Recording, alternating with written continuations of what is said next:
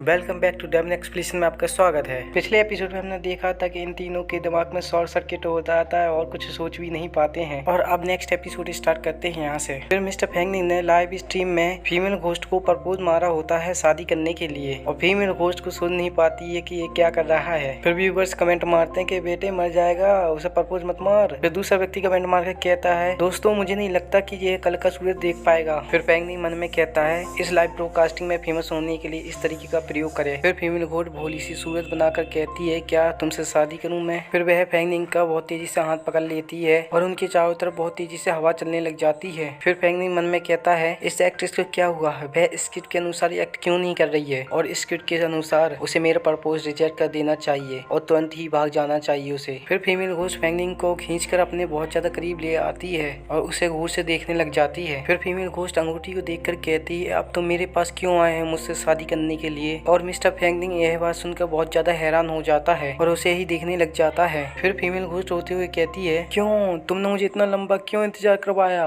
और यह कहकर फीमेल घोस्ट अपनी एनर्जी बहुत सारी रिलीज करने लग जाती है जिसके कारण फेंगनिंग की हालत खराब होने लग जाती है। फिर फेंगनिंग अपने कानों पर हाथ रखकर कहता है क्या हुआ, क्या यह तूफान और विस्फोट मैकेनिज्म के द्वारा वास्तव में हो सकता है। फिर फीमेल घोस्ट बहुत ज्यादा गुस्से में आकर चिल्लाकर कहती है तुम मुझे यहाँ पर अकेला क्यों छोड़ गए थे, क्यों। इतना कहने के बाद बिजली गिरने लग जाती है और तूफान बहुत तेजी से आ जाता है जिसके कारण एम्प्लॉय दूर फेंक जाते हैं और डाइटर बैंक भी एक दूर पेड़ से टकरा जाते हैं। फिर फीमेल घोस्ट भी अपनी असली फॉर्म में आ जाती है जो शैतान का फॉर्म हो जाता है और ऐसे रूप देखकर फेंगनिंग बहुत तेजी से भागने लगता है और इस तरीके से भागते हुए देखकर फीमेल घोस्ट हंसने लग जाती है और व्यूअर्स लाइव स्ट्रीम में कमेंट मारते ही जा रहे होते हैं और एक कमेंट में तो लिखा हुआ होता है कि बेटा भाग ले यहीं से, नहीं तो बेटा तेरी अर्थी बन जाएगी यहीं पर। फिर फेंगनिंग भागने की कोशिश करता है लेकिन भाग नहीं पाता है क्योंकि फीमेल घोस्ट उसका हाथ पकड़े हुए था। और फेंगनिंग को जब एहसास होता है कि फीमेल घोस्ट उसका हाथ पकड़े हुए तो वह पीछे मुड़कर देखता है और मन में कहता है मैं यहाँ पर मरना नहीं चाहता क्योंकि मैंने अभी काफी पैसे नहीं कमाए हैं। फिर फीमेल घोस्ट दोबारा से अपने पास उसे खींचती है और कहती है रोते हुए तुमने मुझे पीछे क्यों छोड़ दिया और तुमने पर्सनली मुझे पीछे छोड़ा है। उसकी ऐसी बातें सुनकर फेंगनिंग अपनी पास्ट लाइफ में चला जाता है। उसके डैड कहते हैं यहाँ पर कुछ दिन के लिए रुकिए, हम मॉम और डैड जल्दी ही वापस आ जाएंगे। फिर उसकी मॉम कहती है अंकल और आंटी आपका अच्छा ख्याल रखेगी इसलिए तुम्हें अच्छा लड़का बनना है। फिर उसकी आंटी कहती है हे बच्चे रोना बंद कर, वैसे भी तुम्हारे माता पिता अब नहीं चाहते हैं तुम्हें और मेरे लिए ज्यादा काम कर रहे हैं नहीं तो तुम्हें खाना नहीं मिलेगा रात का। फिर फेंगनिंग बिस्तर में लेटते हुए कहता है मॉम डैड मैं तुम्हें बहुत याद करता हूँ, तुम कहाँ हो, मुझे मत छोड़ के जाओ, मैं तुम्हारा आज्ञाकारी बेटा बनूंगा। और भी अधिक रोते हुए कहता है कि मुझे मत छोड़ के जाइए। फिर मिस्टर फेंगनिंग प्रेजेंट में आता है और कहता है ओ तुम भी मेरी तरह हो हैं और फीमेल घोस्ट के सिर पे हाथ रखकर कहता है रोना बंद करो ठीक है। फिर वह छोटे से बॉक्स से अंगूठी निकालता है और फीमेल घोस्ट को वेडिंग रिंग पहना देता है और उसके हाथ में वेडिंग रिंग काफी अच्छी लग रही होती है। फिर फेंगनिंग फीमेल घोस्ट को अपनी सीनी से लगा लेता है, I mean गले से लगा लेता है और कहता है मैं वापस आया हूँ तुमसे शादी करने के लिए। यह बात सुनकर फीमेल घोस्ट बहुत ज्यादा शर्मा जाती है और उससे बहुत दूर हवा में फेंक देती है और उसका सर पेड़ से टकरा जाता है। फिर उसकी धीमी धीमी आंखें खुलती है और वह अपनी पूरी टीम को देखता है और डायरेक्टर बैंक भी साथ में होते हैं। फिर डायरेक्टर बैंक कहता है आखिरकार तुम जाग ही गए, ओ मिस्टर फेंगनिंग जीवित है। फिर मिस्टर फेंगनिंग खड़ा हुआ कहता है कि क्या हुआ था रात में कल और वह फीमेल घोस्ट कहाँ पर है। फिर वह तीनों एक दूसरे को देखते हैं और डायरेक्टर बैंक मिस्टर बैंक से कहता है कल जब हवा चली थी तब लोग हम सब बेहोश हो गए थे और तुम तो जानते हो कल रात जब हम बेहोश हो गए तो हमें कुछ नहीं मालूम, लेकिन कल रात क्या हुआ था। फिर सेकंड एम्प्लॉय कैमरा दिखाकर कहता है हमने कैमरा भी चेक किया लेकिन दुर्भाग्य से कैमरा नीचे गिर गया था जिसकी वजह से उसमें केवल पेड़ और चट्टानें दिखाई दे रही हैं और कुछ भी नहीं है इसके अंदर। फिर मिस्टर फेंगनिंग फीमेल घोस्ट के बारे में सोचकर कहता है तो कल रात में क्या हुआ था और फिर वह टीम से कहता है कुछ नहीं, मुझे भी आपकी तरह बेहोश होना चाहिए था कल बस। फिर वह दुआ से मन में कहता है प्रिंसी की कब्र रात में कल काफी डरावनी थी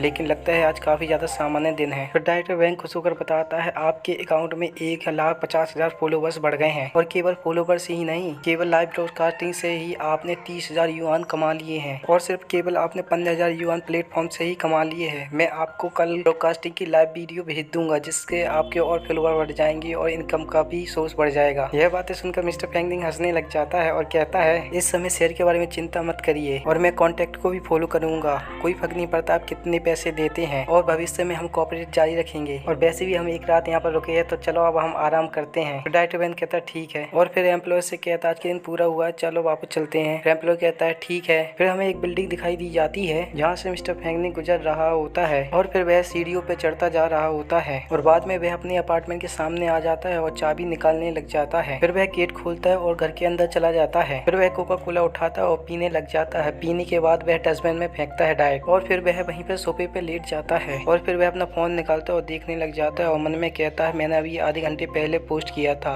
और 1 लाख से भी अधिक ज्यादा व्यूवर्स आ गए हैं और ये बहुत सारे कमेंट जो पागल कर रहे हैं पढ़ने में। दोस्तों यह कमेंट आप ही पढ़ लेना, ठीक है। फिर वह मोबाइल को देखकर मन में कहता है हमने बड़ा हिट मान लिया है, भविष्य में आंसर बन जाऊंगा। और फीमेल होस्ट के बारे में सोचते हुए कहता है मैंने अभी तक यह पता नहीं लगाया कि वह लड़की कौन थी। फिर वह रूम की तरफ जाते हुए कहता है मैं अभी जागा हूँ और मुझे अभी से नींद आ रही है और वैसे मैंने उसे कल प्रपोज किया था तो वह मुझे फॉलो करते हुए तो नहीं आएगी, सही है ना। और फिर मन में कहता है कि यह बेहतर होगा कि वह मेरे पीछे है ना, मैं उसकी मदद नहीं कर सकता हूँ, मुझे और अच्छे दिन जीने हैं, मैं अभी नहीं मरना चाहता। और इसके अलावा उसकी जैसी क्रोध आत्मा उस जगह से बंधी हुई है तो वह इस तरीके से नहीं छूट सकती है। फिर वह बिस्तर पर लेट जाता है और कहता है वैसे भी वह अपनी कब्र में वापस चली गई होगी क्योंकि सुबह हो गई है। और फिर वह मन में कहता है चलो सोचते हैं कि इस लोकप्रिय का लाभ कैसे उठाए और आगे वीडियो कैसे बनाया जाए पैसे कमाने के लिए। और ये कहते हुए वह सो जाता है। फिर उसके ऊपर खिड़की से चांद की रोशनी पड़ती है और वह जाग जाता है। फिर वह फोन उठाने की कोशिश करता है और कहता है मैं उस समय क्यों सो गया था और मेरा सेल फोन कहाँ पर है। यह कहते हुए वह लाल कपड़ा पकड़ लेता है और फिर वह देखता है कि उसके ऊपर फीमेल घोस्ट बैठी है और फीमेल घोस्ट उसे मुस्कुराती हुई देख रही होती है। यार सच में फीमेल घोस्ट बहुत ज्यादा सुंदर लग रही होती है इसमें तो। मेरे प्यारे दोस्तों आज का एपिसोड यहीं पर खत्म होता है। नेक्स्ट एपिसोड देखने के लिए चैनल को सब्सक्राइब करें, लाइक करें, कमेंट करें और शेयर करें और कमेंट में बताएं कि आपको यह वीडियो कैसी लगी है। फिर नेक्स्ट वीडियो में मिलते हैं।